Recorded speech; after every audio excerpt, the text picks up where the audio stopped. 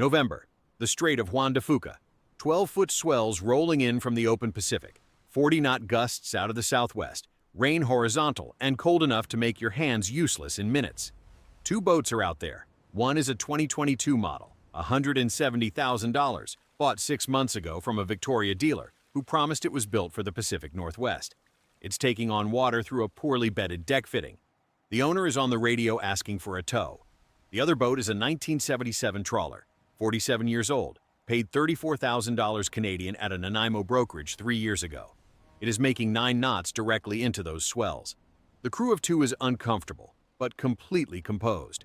Their boat has been in conditions like this before, dozens of times. The hull was built to handle this.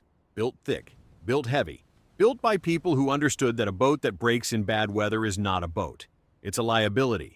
I have been surveying boats along the BC coast, the Great Lakes, and the Atlantic provinces for over 30 years.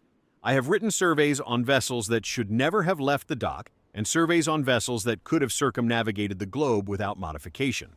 And the uncomfortable truth I've watched this industry ignore for 2 decades is this: new does not mean better.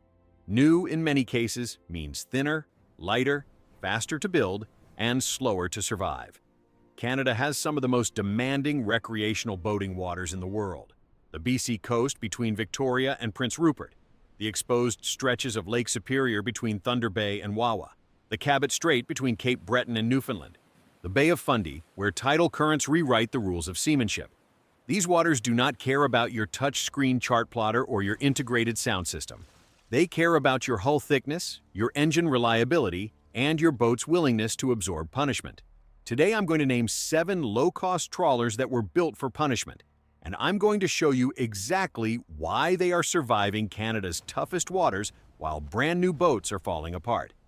Number 1 on this list is a boat that most Canadian buyers have never even heard of.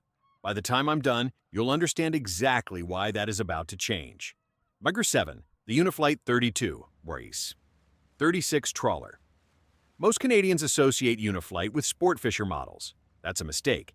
The Uniflight trawler line, built in Bellingham, Washington in the 1970s, produced some of the most structurally sound displacement hulls ever sold in the Pacific Northwest market. The fiberglass work on these boats was done by a yard that also produced commercial vessels.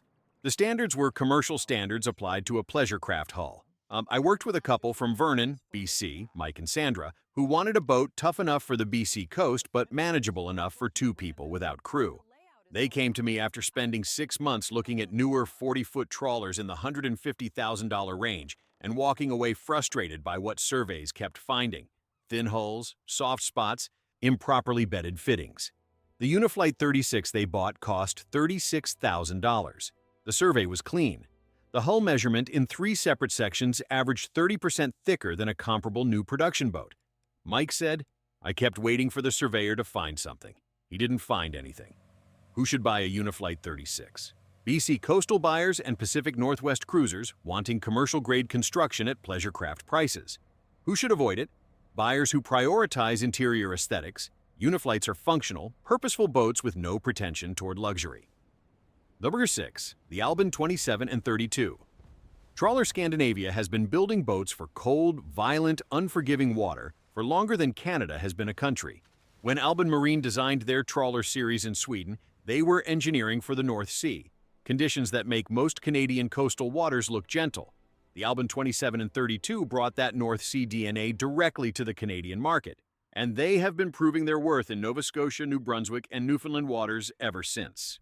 A retired couple from Dartmouth, Carol and her husband, bought an Alban 32 for $29,000 after spending a miserable season on a newer boat that leaked at 3 separate points during a single overnight passage to Mahone Bay. Their surveyor on the Alban 32 told them, "This boat was overbuilt for Canadian conditions. You could take it across the Atlantic." Here's what nobody tells you about the Alban trawler series. The hull-to-deck joint construction on these boats is one of the strongest in the industry for this size range. It is the exact joint that fails first on many production boats in heavy seas, the point where the hull and deck meet, where flexing and pounding create fatigue. Alban over-engineered that joint. After 15 years in Atlantic Canada waters, Carol's boat has never shown a leak at the hull-to-deck joint. Not once. Who should buy an Alban 32? Atlantic Canada cruisers, anyone navigating exposed East Coast waters, buyers who want Scandinavian cold water engineering without Scandinavian pricing. Who should avoid it? Great Lakes buyers looking for spacious interior layout. Alban trawlers prioritize structural integrity over cabin volume. Number 5, the Rosboro 246 RF246. This one is different. The Rosboro is not a Taiwanese-built passage maker or a classic California trawler. It was built in Nova Scotia, by Nova Scotians, for Nova Scotia water. Bob from Lunenburg had fished commercially for 22 years before he retired. He knew water. He knew what boats failed and why. He was not interested in aesthetics, marketing language, or dealer financing offers. When I recommended a Rosboro RF246 as a retirement cruiser for the South Shore, he didn't hesitate. The detail that changes everything with a Rosboro is the hull form. It was designed specifically for the short, steep, irregular chop produced by Atlantic coastal conditions, the kind of wave pattern that punishes V-hull boats and exhausts their crews. The Rosboro semi-displacement hull absorbs that chop in a way that genuinely has to be experienced to be understood. Bob said, "I've been on the water my whole life. This is the most comfortable boat I've ever owned in the conditions I actually cruise in." Rosboro boats can be found in the maritime used market for between $15,000 and $35,000. For Atlantic Canada buyers, they represent a level of local engineering relevance that no Taiwanese or Californian yard can match. Who should buy a Rosboro? Nova Scotia, New Brunswick, and PEI buyers wanting locally engineered Atlantic coast capability at genuinely affordable prices. Who should avoid it? Buyers wanting overnight accommodation. Rosboros are built for day and coastal cruising, not extended liveaboard use. Number 4, the CHB 38 trawler. If you've been watching carefully, you've noticed that CHB, China Harbor boats, built in Taiwan, keeps appearing on lists like this one. That is not coincidence. It is the result of a consistent, documented, repeated finding across hundreds of surveys of these vessels. The build quality is exceptional, the structural integrity holds up over decades of use, and the price in today's Canadian market remains dramatically below what the construction quality justifies. The CHB 38 is the version that earns the number 4 position on this list specifically because of one quality: Lake Superior capability. I've recommended this boat to buyers in Thunder Bay and Sault Ste. Marie who needed something that could handle Superior's open water conditions that produce ocean-quality wave heights in a completely landlocked environment. Superior does not care that you're 5,000 kilometers from an ocean. Superior will create 15-foot seas if the wind runs long enough. A retired OPP officer named Keith from Thunder Bay bought a CHB 38 for $44,000. He spent $8,000 on updated safety and navigation equipment. Total investment, $52,000 Canadian. He has since crossed from Thunder Bay to Michippicotten Harbor in conditions that turned back 3 newer, more expensive boats that left the same marina the same morning. Here's what nobody tells you. The CHB 38 hull is so heavy that in the beam seas Superior produces, the boat's momentum carries it through swells that would stop a lighter vessel dead and pound its occupants senseless. Weight is not a liability in rough water. Weight is a weapon. Who should buy a CHB 38? Lake Superior buyers, anyone navigating truly exposed Great Lakes waters, serious coastal cruisers who cannot afford to have their boat fail in difficult conditions. Who should avoid it? Buyers who need speed or who do most of their cruising in protected, calm water environments. Number 3, the North Pacific 38. Before I go further, let me say this directly. If you are a Canadian boater who is tired of reading forums full of conflicting opinions and watching videos that don't tell you anything you can actually use, subscribe to this channel right now. Everything I produce is based on real surveys, real sea trials, and real conversations with Canadian owners who have actually put these boats through actual Canadian conditions. Hit subscribe and let's keep going. The North Pacific 38 was built in Taiwan, specifically for the inside passage route from BC to Alaska. The designers understood that this boat needed to handle whatever the BC coast produced, and the BC coast produces everything: fog, current, willy-wall winds in the narrow passes, swells pushing through exposed headlands where there is nowhere to hide. A semi-retired dentist from Nanaimo named Patrick has cruised his North Pacific 38 from Victoria to Ketchikan twice. He paid $78,000 Canadian for a well-maintained 2003 example. He told me that the boat's behavior in the passes, particularly in the current accelerated conditions around Seymour Narrows and through the Broughton Archipelago, was exactly what the design promised: stable, predictable, and deeply reassuring. The detail that changes everything. The North Pacific 38 was designed with a full keel that protects the running gear in tidal conditions where underwater debris is a real concern. Patrick has hit 2 deadhead logs in 2 seasons of cruising. Submerged logs are one of the most common and most dangerous hazards on the BC coast. Neither log damaged anything below the waterline. The keel took both impacts. The boat kept going. Who should buy a North Pacific 38? BC coastal and inside passage cruisers who want a purpose-built vessel for the specific conditions of Canada's most demanding recreational boating environment. Who should avoid it? Buyers wanting a fast, sporty vessel. The North Pacific is built for endurance, not performance. Number 2. The Grand Banks 36 in heavy weather configuration. The Grand Banks 36 earns the number 2 position on this specific list. Trawlers that survive Canada's toughest waters for a reason that goes beyond general build quality.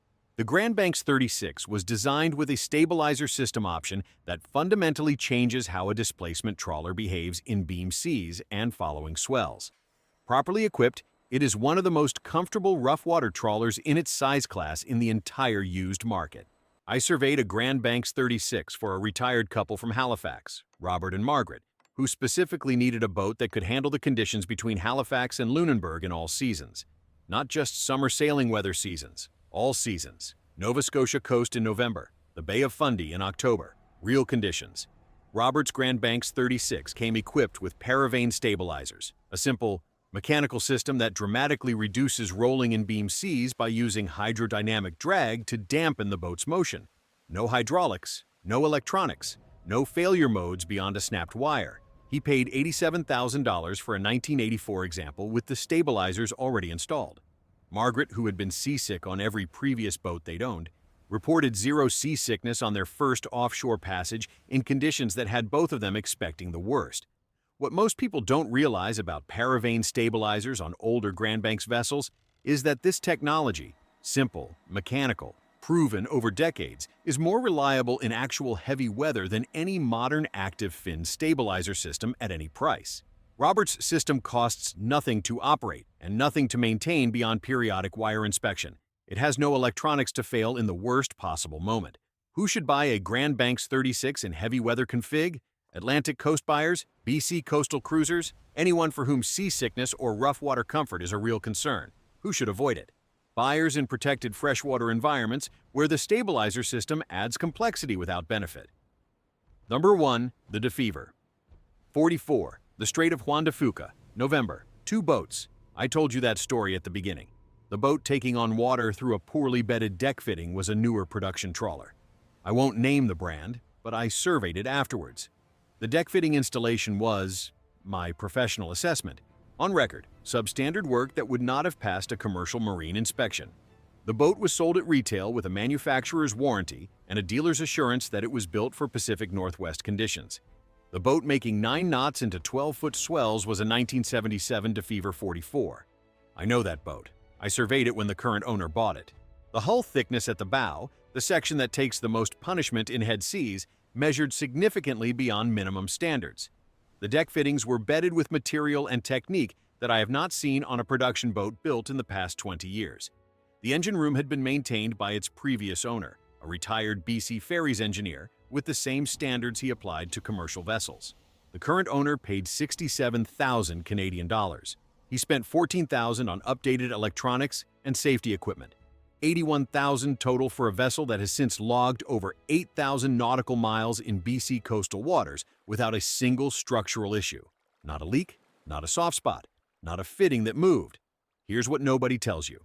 And this is the detail that defines everything I've said in this video. Arthur DeFever designed these boats when the assumption was that they would be used in the worst conditions the Pacific offered, maintained by owners who took their boats seriously and expected to last for generations. That assumption is embedded in every engineering decision he made. The hull thickness is a consequence of that assumption. The protected running gear is a consequence of that assumption. The engine room accessibility is a consequence of that assumption. No production boat built today at a price a normal Canadian can afford is built under that assumption. They are built under the assumption that the buyer wants features, wants comfort, and wants financing terms. DeFever built under the assumption that the ocean was the adversary and the boat was the tool. Full recap: Uniflight 36 for Pacific Northwest commercial-grade construction, Alban 32 for Atlantic Coast Scandinavian toughness, Rosboro RF246 for Nova Scotia coastal conditions, CHB 38 for Lake Superior open water capability, North Pacific 38 for the BC Inside Passage, Grand Banks 36 for all-season Atlantic and BC coastal comfort, and the DeFever 44 at number 1, because when the conditions are worst and everything matters most, it is the boat that doesn't fail. New boats are falling apart in Canada's toughest waters. These 7 are not. Choose accordingly. Please like this video, leave a comment telling me where you boat in Canada, and subscribe so you don't miss the next one. More Canadian boats, more real conditions, more honest analysis, coming soon.